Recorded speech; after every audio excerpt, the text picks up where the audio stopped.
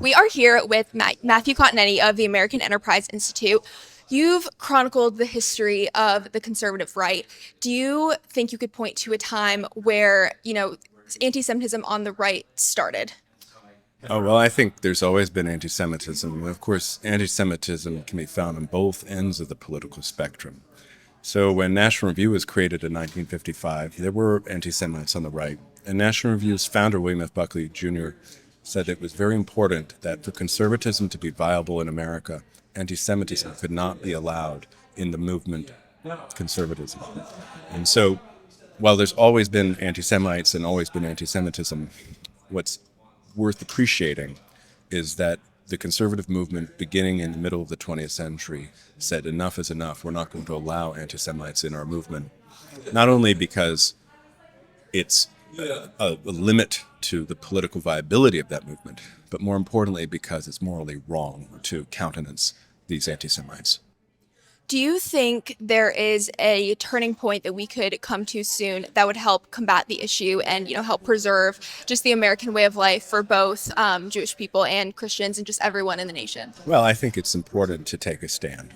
You can't control what people say online, but you can control the institutions that you belong to and that you help organize and run. And so I think that we need to have a boycott, divest, sanction of anti-Semites. We cannot allow them into institutions. We cannot allow them into the conservative movement. Anti-Semitism became institutionalized on the American left, and we see that today whenever the squad rears its head on Capitol Hill. We can't let that happen to the Republican Party and the conservative movement, and so that requires everyone to take a stand and say enough is enough.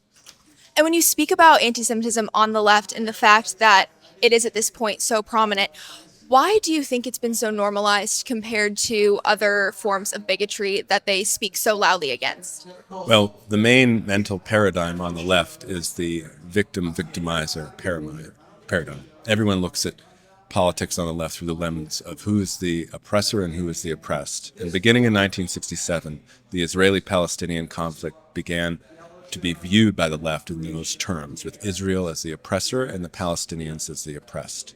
So this has distorted the American left's view of the state of Israel, and thus of the American Jewish community and the pro-Israel community ever since.